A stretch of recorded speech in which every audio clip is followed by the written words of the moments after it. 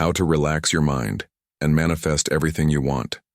Stoic philosophy secrets revealed. You are not here by accident. Something brought you to this video. And if you are honest with yourself, you know what it was. Not curiosity. Something heavier. A tiredness that sleep does not fix. A tension that touches everything. A sense that your own mind has become the loudest, most exhausting place you inhabit. You have tried to quiet it.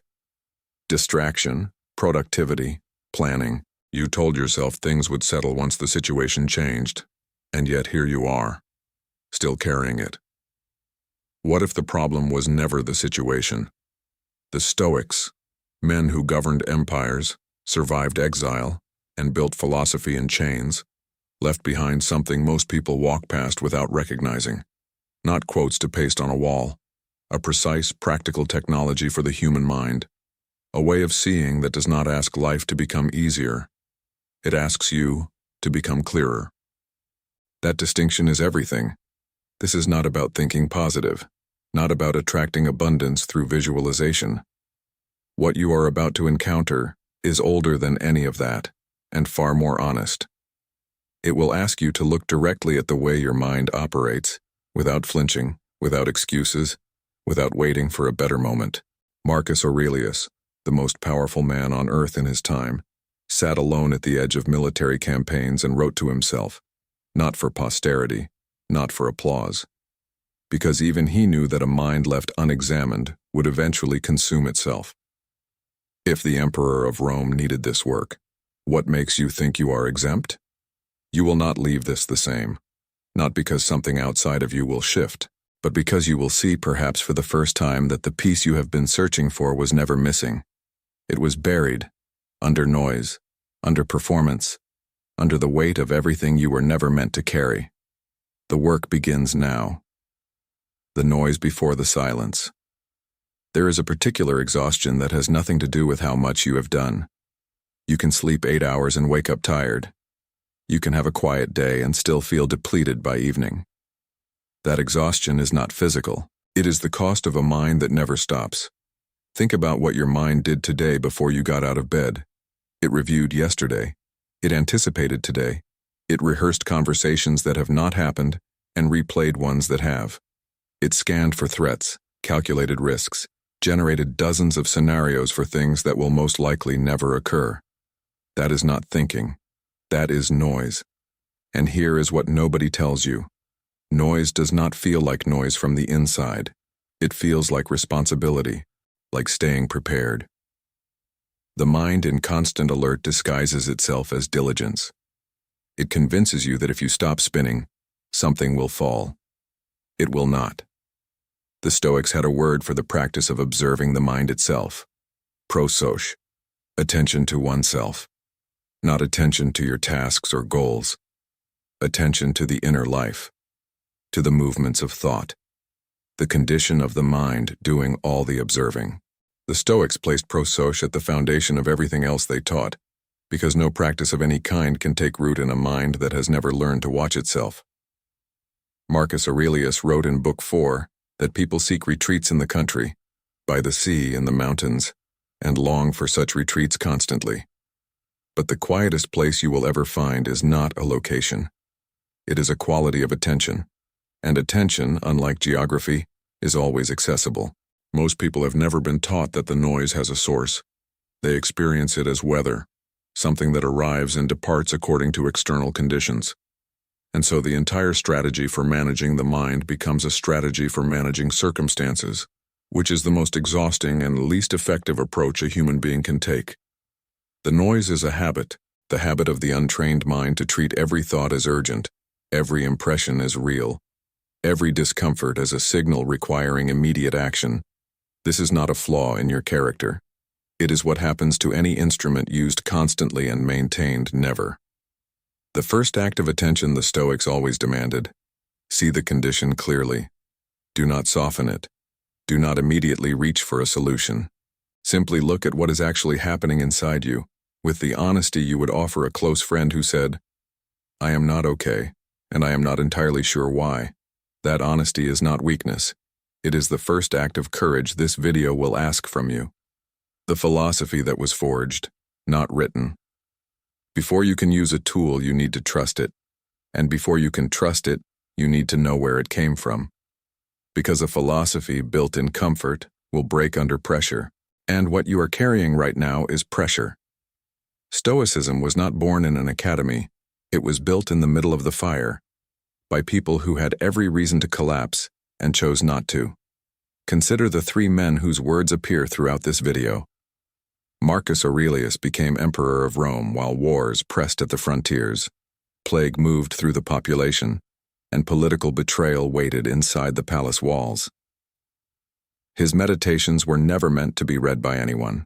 They were private dispatches written to himself in the field at the edge of campaigns. He did not write as a philosopher with answers.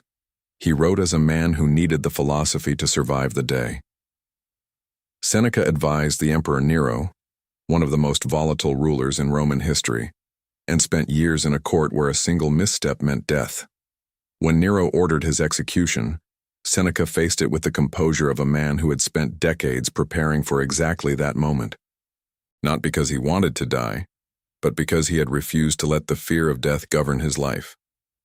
Epictetus never governed an empire. He was a slave, owned.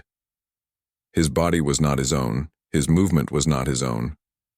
And from inside that reality, a reality that would justify bitterness and despair, he built the most rigorous framework for human freedom ever recorded. His argument, the interior life, the capacity to reason and choose one's response, was beyond the reach of any master. These were not men theorizing from a comfortable distance. They were standing inside the difficulty, using the philosophy the way a surgeon uses a scalpel, with precision, under pressure, when the cost of failure was a life ended, an empire lost, a soul extinguished. You are also standing inside difficulty. The scale may differ, but the experience of pressure, of uncertainty, of a mind struggling to find ground, that is identical across every century. And these men understood it from the inside. This is a living technology, tested against the worst existence can produce, and handed forward, not because its authors wanted to be remembered, but because they knew what they had found was too important to disappear with them. It was forged, not written, and because it was forged under that kind of heat, it will hold under yours. The architecture of suffering. Here is something almost nobody wants to hear, because it removes a comfort most people have been holding on to for a long time. The majority of your suffering is not being done to you. It is being done by you. Not intentionally, but constructed and maintained by the very mind that is simultaneously desperate to be free of it. That is not an accusation. It is a diagnosis. And a diagnosis, however uncomfortable, is always more useful than a mystery. The Stoics identified this mechanism precisely. They called the raw material of mental experience phantasia, the mental impression. Every moment reality sends impressions to the mind. Something happens, someone speaks, and before you have consciously decided anything, the mind has received that impression, coded it in meaning, attached it to memory, connected it to fear, and delivered it back not as an event, but as a verdict. The untrained mind does not experience events. It experiences interpretations of events, and then experiences those interpretations as if they were reality itself. The gap between what actually happened and what the mind made of it is where all unnecessary suffering lives. Think about the last time something genuinely disturbed you. Not a catastrophe. An ordinary disturbance. A message unanswered. A comment that landed wrong. The event itself, stripped of interpretation, was probably small. A few seconds of reality, but the mind did not leave it there. It expanded it, ran it forward into imagined futures, connected it to older wounds, and built from those few seconds an entire structure that occupied your attention for hours. That structure is what the Stoics were describing, and what is built can be taken apart. Marcus Aurelius wrote in Book 6, "You have power over your mind, not outside events." This is not motivational, it is architectural. He was pointing at the place where the impression arrives and the interpretation begins, and saying that this is where the work happens.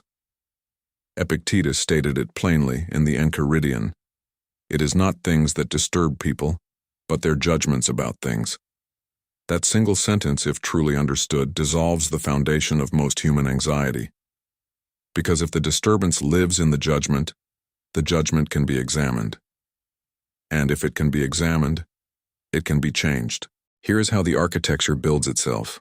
An impression arrives. The untrained mind accepts it as absolute truth. That acceptance hardens into a thought.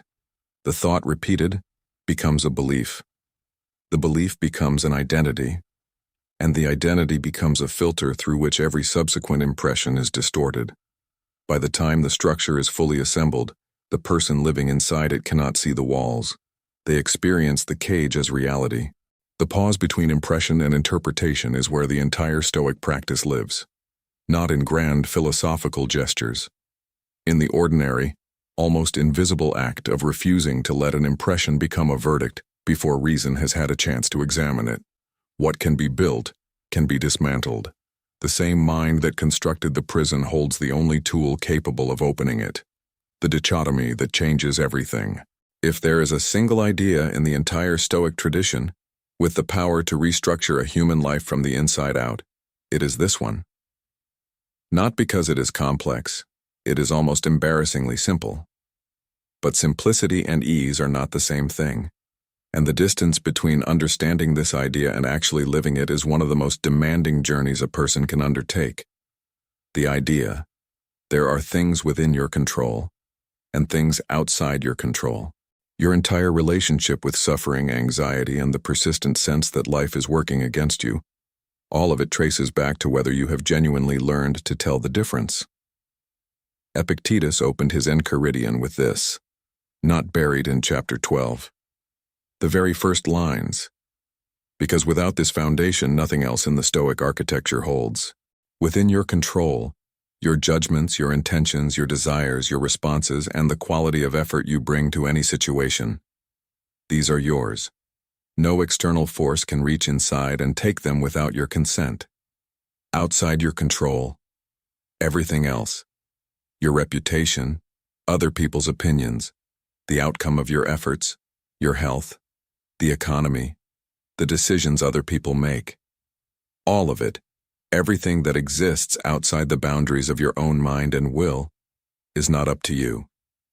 Most people hear this and read passivity, surrender. They hear a philosophy asking you to stop caring about outcomes. That is not what this is. That reading is not only wrong, it is the opposite of what Epictetus was teaching. The dichotomy is not a permission slip for disengagement. It is a precision instrument for energy, because here is the reality. Most people spend the majority of their mental and emotional energy on things they cannot control, while neglecting almost entirely the things they can. They pour themselves into outcomes they cannot determine, opinions they cannot change, circumstances they cannot move, and then wonder why they feel powerless. Marcus Aurelius understood this as a daily discipline. He could not stop the plague. He could not prevent betrayal. What he could do, what he relentlessly chose to do, was govern the quality of his own response. That was his domain. He protected it with the same vigilance he brought to protecting Rome. Seneca wrote in Letter 98, "The wise person does not put themselves in the hands of fortune more than is necessary." He was not advising withdrawal from life. He was advising precision. Engage fully. Bring everything you have. But anchor your inner stability never to the outcome, always to the quality of the effort. Because the effort is yours. The outcome is fortune's. Here is what this looks like in an ordinary day. You send an important message and receive no reply. The untrained mind immediately works on the outcome, constructing explanations, generating anxiety about something it cannot touch. The trained mind asks one question: have I done what was within my control to do? If yes, the work is complete. When you stop investing your identity in outcomes you cannot control, something unexpected happens. The quality of your effort actually improves, because you are no longer performing for the result. You are simply doing the work, with full presence, because the work itself is the only territory that belongs to you. That is not detachment. That is the deepest form of engagement possible. The present moment as territory. There is a place where suffering cannot follow you. Not because it is hidden or spiritually elevated. It cannot follow you there because it has no mechanism for existing there. Suffering, in the form most people carry, is a time-traveling phenomenon. It lives in the past, replaying what has ended. It lives in the future, rehearsing what has not arrived. The one place it cannot sustain itself is the only place that is actually real. The present moment is not a relaxation technique. It is not something you achieve by sitting quietly with your eyes closed. It is the only location where your life is actually happening, and for most people, it is the place they visit least. Marcus Aurelius wrote in Book 2, "Even if you were to live 3,000 years, you could not lose any other life than the one you are living now. The only thing being spent in every moment is the present, and the mind that is not here is spending something it will never get back on territory that does not exist. Strip most human distress down to its mechanics. Almost all of it is a mind located somewhere other than where the body is standing. The anxiety about tomorrow's meeting is a mind in tomorrow. The guilt about last year's decision is a mind in last year. The low-level dread that hums beneath an ordinary Tuesday is a mind distributed across a dozen imagined timelines simultaneously. The mind does this because it was built for it. The capacity to project forward and review backward is one of the most powerful cognitive tools a human being possesses. The problem is not the capacity. The problem is that it runs without supervision. What was designed as an occasional navigation instrument has become a permanent condition of residence.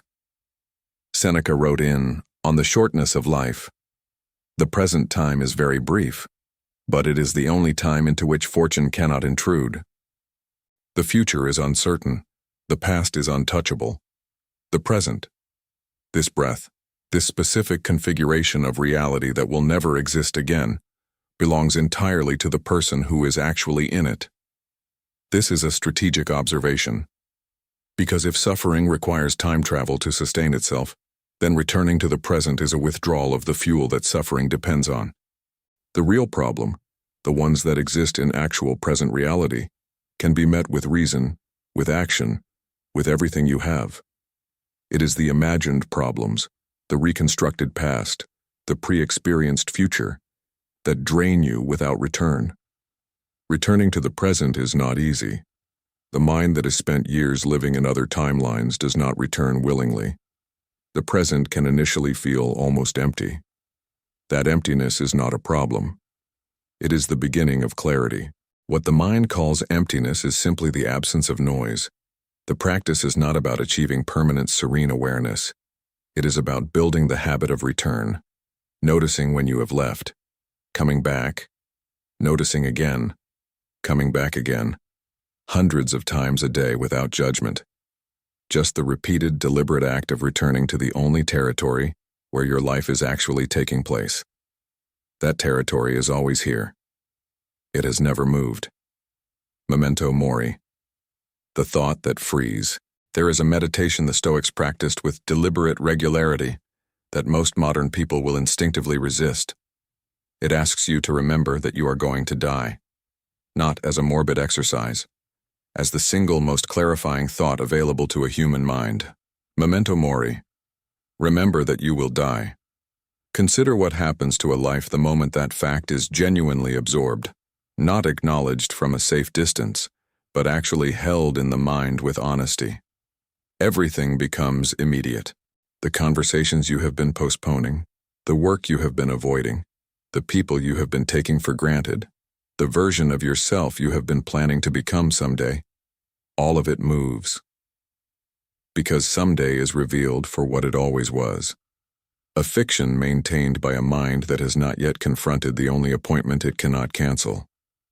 Marcus Aurelius wrote in Book 4, "You could leave life right now. Let that determine what you do, say, and think." He was not writing from fatalism.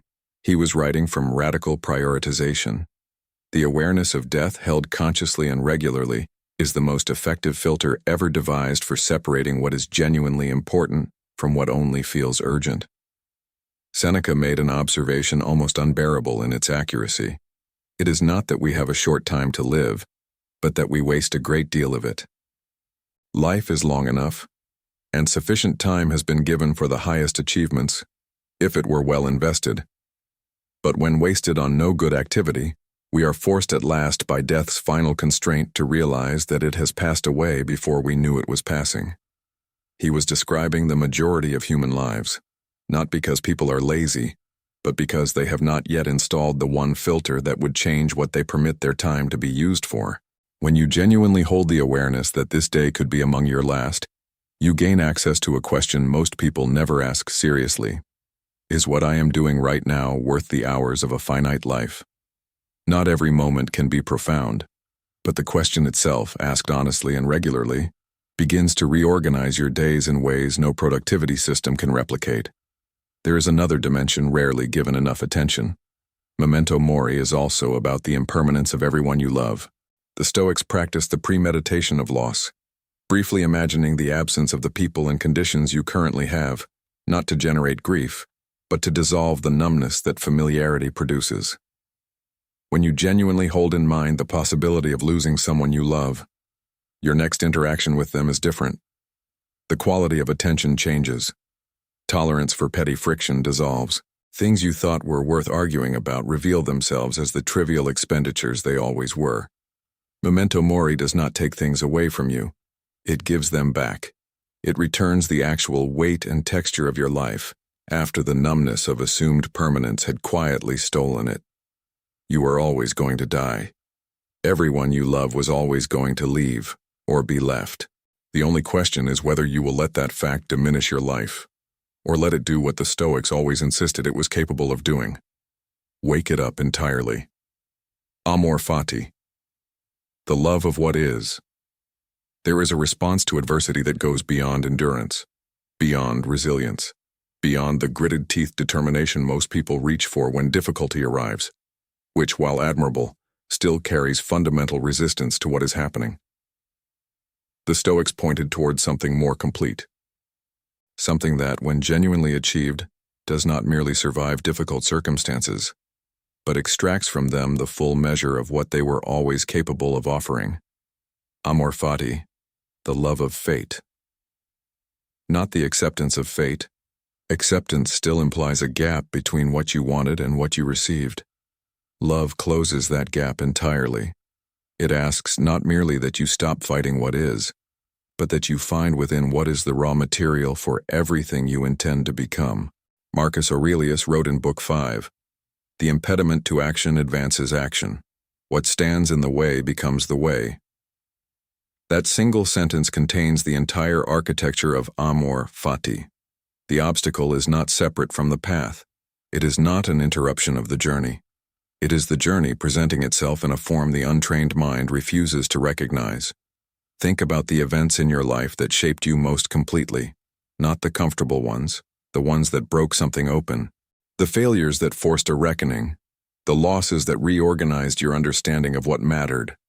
Almost without exception, the events that produced the most profound growth were the events you would not have chosen, and at the time, actively wished, had not happened.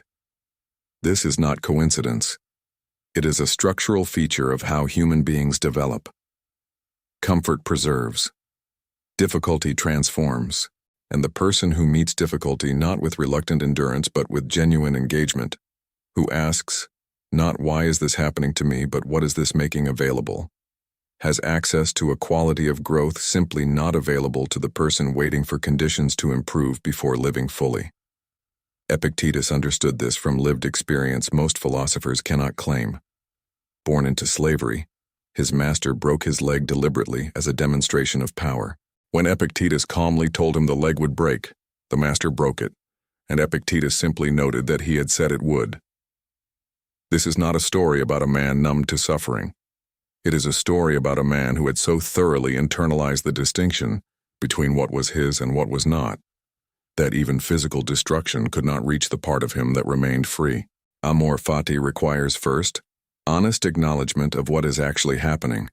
Not the softened version, but the full, clear-eyed recognition of the difficulty as it exists. You cannot love what you will not see. Then it requires the question, not why is this happening, which presupposes injustice and positions you as victim. But what is this making possible? What has this removed that needed to be removed? What capacity does this situation require that I have not yet developed? That shift in questioning is not a denial of pain. The pain is real. What changes is your relationship to it, and your relationship determines everything about what it ultimately produces in you. Fate does not ask for your approval. The only question it leaves open is whether you will spend your finite life resisting what it brings, or learn to work with it so completely that the distinction between obstacle and opportunity eventually stops making sense. That is not passivity. That is mastery. The inner citadel, building the self that cannot be taken. Every human being is building something. Most people are building outward, careers, reputations, financial security, the accumulation of conditions they believe will eventually produce the feeling of safety they are looking for. The problem is the foundation, because everything built outward is built on territory that does not fully belong to you, and a structure raised on borrowed ground is always one event away from collapse. The Stoics were building something different, inward. The structure Marcus Aurelius called the inner citadel, designed to be the one thing in a human life that external circumstance could damage but never destroy. Not because it was hidden from the world, but because it was made of the only material fortune cannot confiscate. That material is character, trained attention, the disciplined capacity to respond rather than react. A citadel is not a retreat. It is a fortified position, a place of genuine strength from which you can engage with everything outside without being overrun. The person who has built the inner citadel does not disengage from life. They engage from a position of stability that does not depend on the world's cooperation. They can be in the storm without being made of the storm. Marcus Aurelius needed this image because he lived inside the pressure it describes. Betrayal by people he trusted, the death of children he loved, a plague killing his population, military campaigns he found philosophically repugnant. If his sense of self had been located in any of those external conditions, it would have been destroyed many times over.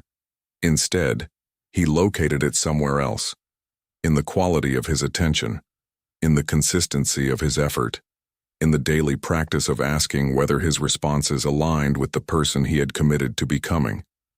The world could take almost everything from him. It could not take that. Epictetus made the architecture explicit.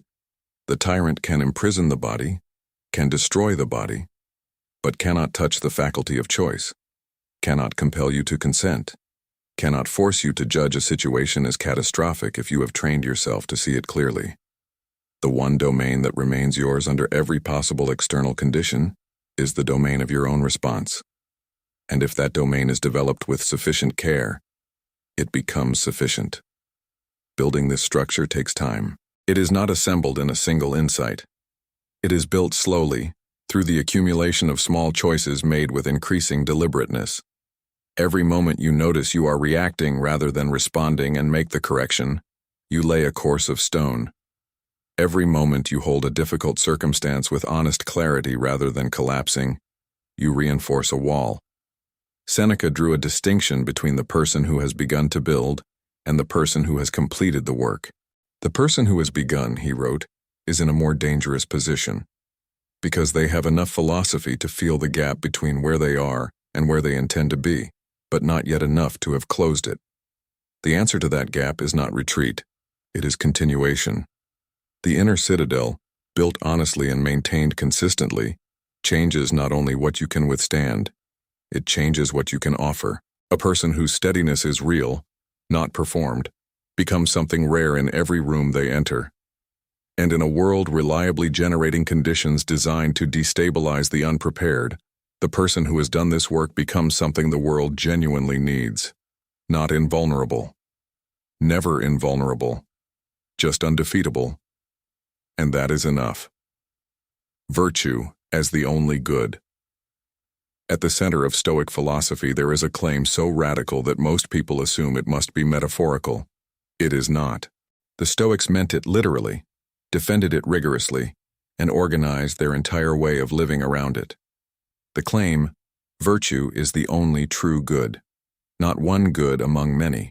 Not the highest good in a hierarchy that includes wealth and pleasure somewhere below it. The only good. Understanding this requires first understanding what they meant by virtue, because the word has been softened by centuries of use into something suggesting moral tidiness, the absence of vice, the performance of correct behavior. That is not what the Stoics meant, not even close. The Greek word was arete, excellence, the full expression of what a thing is capable of being. A virtuous knife cuts well. A virtuous horse runs powerfully. A virtuous human being exercises with full development and consistent application the capacities that are distinctively human: reason, judgment, justice, courage, and the wisdom to know how to use all of them. The four cardinal virtues the Stoics identified were wisdom, justice, courage, and temperance, not as separate qualities developed independently, but as an integrated whole, each supporting and requiring the others. You cannot be genuinely courageous without wisdom, because courage without wisdom is recklessness. You cannot be genuinely just without temperance, because justice without self-regulation collapses into self-righteousness. Everything else, health, wealth, reputation, pleasure, the Stoics classified as preferred indifference, things that are reasonable to pursue, useful when present, but not capable of making a life good on their own. A life of virtue without wealth is a good life. A life of wealth without virtue is not. This sounds extreme until you test it against your own experience. Think of the people you genuinely admire, not envy, admire. Is what you admire their possessions, their status, their luck?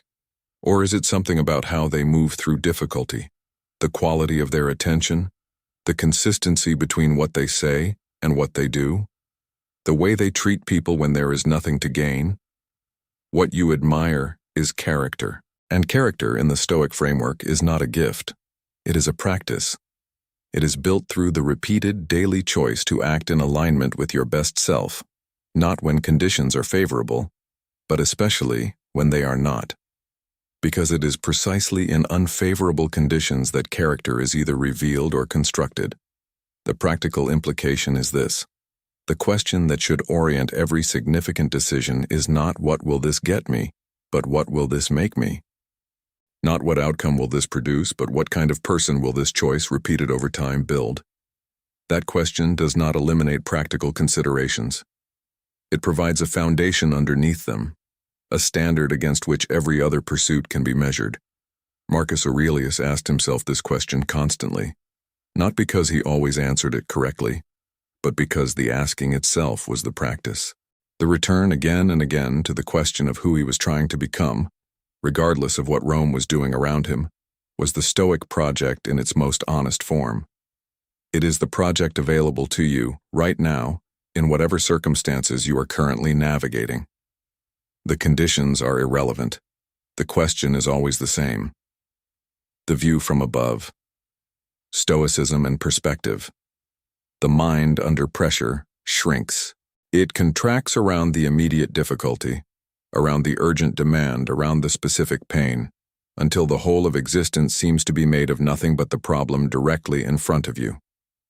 This is not weakness. It is what happens to any perceptual system under sustained threat. The field of vision narrows. Everything outside the immediate becomes invisible. The Stoics had a practice for this.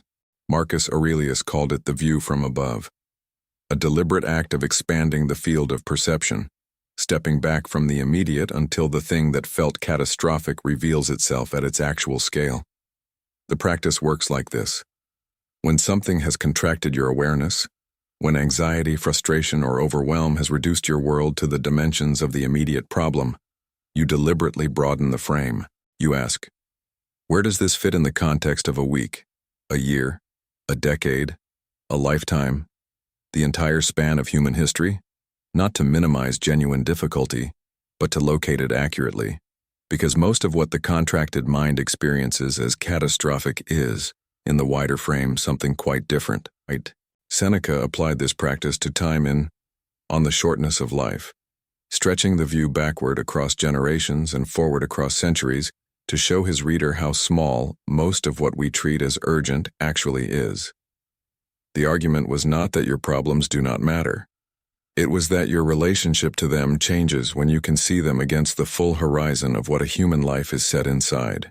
Marcus Aurelius extended this further in his Meditations, repeatedly placing individual events against the backdrop of cosmic scale. Empires that seemed permanent had dissolved without trace. Men who seemed indispensable had been completely forgotten.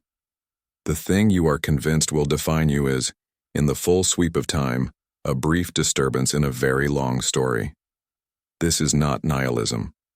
The Stoics were not arguing that nothing matters because everything ends.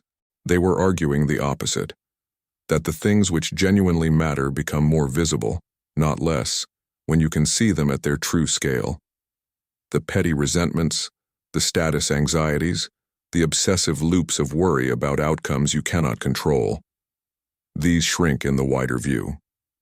And what remains, what still seems important when seen from altitude, is worth your full attention. The practical application is simpler than it sounds. When the mind has contracted around a difficulty, pause. Physically, if possible, step outside. Look at the sky. Allow the body to register a scale larger than the room you are in. Then ask the sequence of questions. Does this matter in a week? A year? To someone 2 generations from now? If the answer reaches no before it reaches a lifetime, the suffering you are generating around it is disproportionate to its actual scale. This is not avoidance. It is accuracy. The Stoics were not asking you to pretend your problems are smaller than they are. They were asking you to see them at their actual size, which almost always is considerably smaller than the contracted mind insists. The view from above is available at any moment. It requires no special equipment, no altered state, no favorable circumstances. It requires only the willingness to look up and trust that the wider view is more honest than the narrow one. Stoicism and stress, the ancient answer to a modern epidemic. Stress is the defining pathology of modern life. Not in the casual sense, the temporary discomfort of a difficult week, but in the chronic, physiologically measurable sense of a nervous system that has lost its ability to return to baseline. Anxiety disorders are the most common mental health condition in the developed world. Stress-related illness accounts for a significant proportion of medical consultations, and beneath all these statistics is a simpler reality. An enormous number of people are spending enormous portions of their finite lives in a state of internal agitation, producing nothing except suffering and damage. The Stoics were not interested in managing stress. They were interested in understanding its source, and then systematically dismantling that source at the root. Their diagnosis, stress in almost all its chronic forms, is produced not by circumstances but by judgments about circumstances. Not by what is happening, but by the combination of what is happening and what you believe it means. Remove or correct the judgment, and the physiological response begins to diminish. Not because the circumstances have changed, because your relationship to them has. This is not a new idea dressed in ancient clothing. It is the foundational insight of cognitive behavioral therapy, currently the most empirically validated psychological treatment available. Aaron Beck and Albert Ellis, founders of the cognitive tradition in psychology, both explicitly acknowledged their debt to the Stoics, to Epictetus in particular, who wrote that people are disturbed not by things but by their opinions about things. That sentence, written in the 1st century, is the theoretical foundation of an entire branch of modern psychotherapy. The Stoic response to chronic stress has 3 practical components. They require no prior philosophical training. Their effectiveness depends only on the willingness to practice them. The first, the immediate separation of event from interpretation. The deliberate pause in which you identify what is actually happening, in factual terms, and distinguish it from what you are telling yourself about what is happening. This produces an almost immediate reduction in the intensity of the stress response, because most of what chronic stress is responding to is not the event itself. It is the catastrophic narrative the mind has constructed around it. The second, the application of the dichotomy of control to the specific situation generating stress, of the things concerning you right now, which are within your control and which are not. Stress applied to things outside your control is not only useless, it is actively damaging, consuming resources that could be directed toward the things genuinely yours to act on. The third, what Seneca called the reduction to the present, the disciplined return of attention from the projected future, where most chronic stress lives, to the actual present, where the only available action exists. Stress is almost always future-oriented. It is anxiety about what might happen, what could go wrong. The present moment, examined honestly, is almost always more manageable than the imagined future. These practices do not eliminate difficulty. What they do is return to you the cognitive bandwidth that chronic stress has been consuming, the mental clarity and emotional stability that become available when you stop spending them on circumstances you cannot control and narratives you do not need. The ancient world was not without its stressors. Plague, war, political instability, and the constant proximity of death were not abstractions for the Stoics. They were daily conditions. The philosophy was built in those conditions, not in comfortable distance from them. That is precisely why it still works. Stoicism and relationships, loving without losing yourself. There is a tension at the heart of Stoic philosophy that anyone who takes it seriously will eventually have to confront. It goes like this. If the Stoic ideal is a self that does not depend on external conditions for its stability, and if other people are by definition external conditions, unpredictable, ungovernable, capable of leaving, betraying, and dying, then what does genuine Stoic engagement with other people actually look like? Is the Stoic simply a person who has learned to care less? This is a serious question, and it deserves a serious answer. Because if the answer is yes, Stoicism offers something genuinely impoverished, a philosophy that purchases inner stability at the cost of the depth of human connection that makes a life feel meaningful. The answer is no. But the philosophy needs to explain how it is possible to love fully, to be genuinely present in relationships, while maintaining the inner integrity that does not collapse when those relationships encounter difficulty or loss. The starting point is Epictetus, who addressed this directly with characteristic bluntness. When you kiss your child, he told his students, say to yourself, I am kissing a mortal. This has struck generations of readers as cold. It is not. He was counseling presence. He was saying, be here, fully for this moment, and let the awareness of impermanence be part of what makes the moment complete, rather than a shadow you are avoiding. The Stoic position is not that you should love less.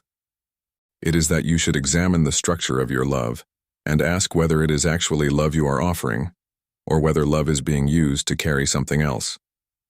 Much of what passes for deep emotional investment is not purely love.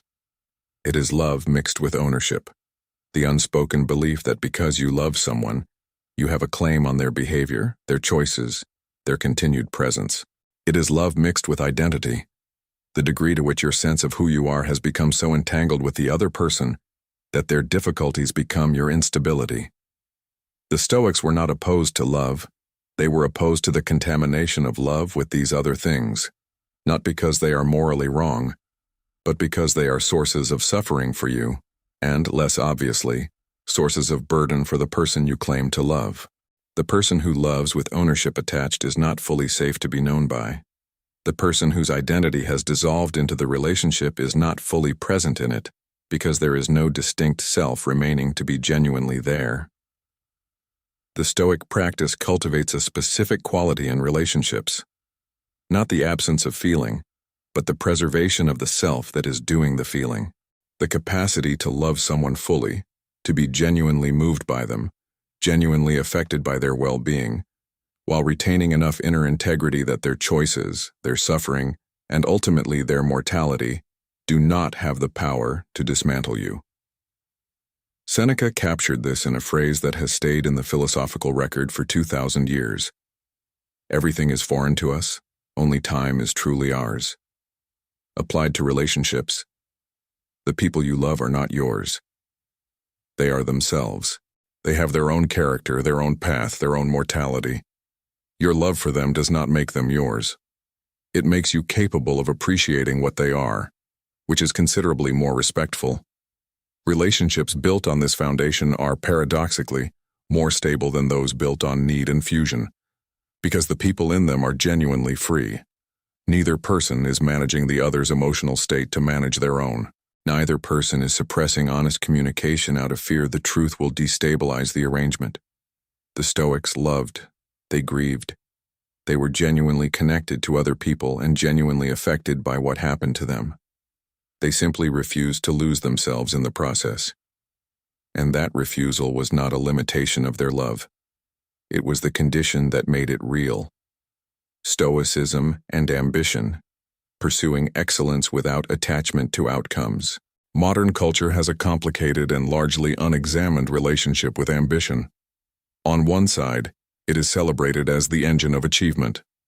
On the other, a growing literature of burnout, people who pursued ambitious goals with total commitment and arrived to find the destination felt nothing like they imagined, or who failed to arrive and found the failure had taken something they had not consented to give. The Stoics were not opposed to ambition. Marcus Aurelius governed the largest empire in the Western world. Seneca was one of the most influential writers and political figures of his age. These were not men who had renounced the world. They were men who had engaged with it at the highest level of intensity, while maintaining a specific and carefully developed relationship to the outcomes of that engagement. That relationship begins with a question most ambitious people never ask. Why do you want what you want? Not biographically, but in the immediate practical sense of what function the achievement of your goal is performing in your understanding of yourself.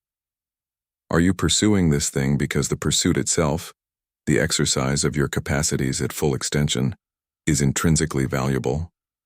Or have you made the outcome a condition of your worth? These two relationships to ambition produce dramatically different experiences. The first produces intrinsic motivation, engagement that is self-sustaining and resilient in the face of setbacks.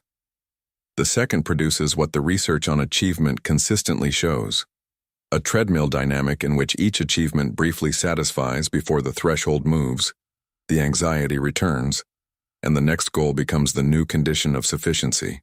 Seneca wrote about this with characteristic directness. The person who has made their peace contingent on achievement will find that achievement, when it arrives, brings peace for approximately as long as it takes to identify the next achievement now required. The goal was never really about the goal. It was about the unresolved question of worth that the goal was being recruited to answer. And that question, being internal, cannot be answered by anything external. The Stoic alternative does not involve lowering ambition.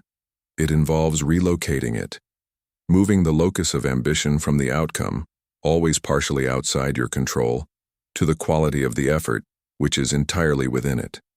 You cannot control whether the work is recognized, whether the outcome matches the effort. You can control whether the effort reflects the full expression of your capacity and character. And the Stoic claim is that this is where the value actually lives. The practical consequence becomes visible in how Stoic-informed ambition handles failure.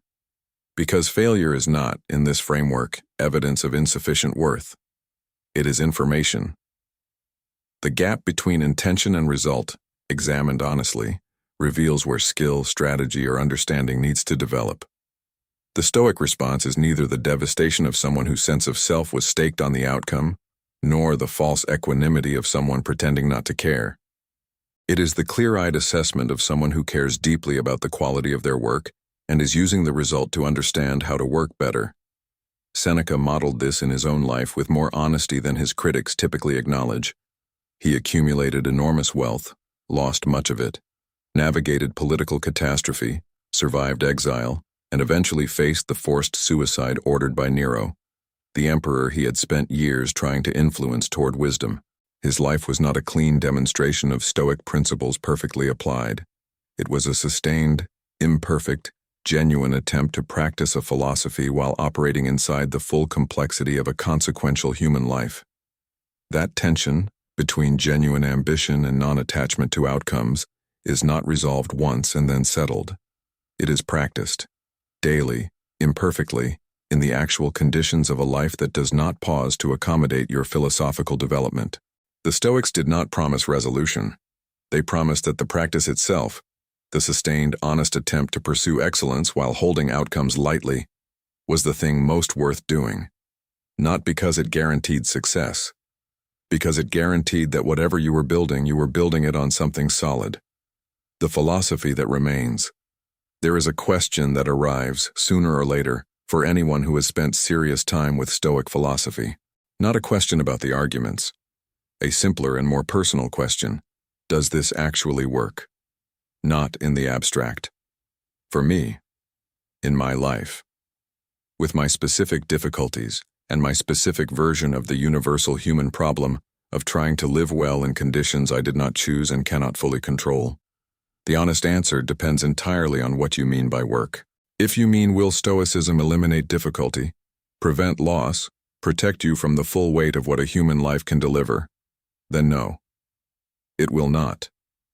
The Stoics never claimed it would.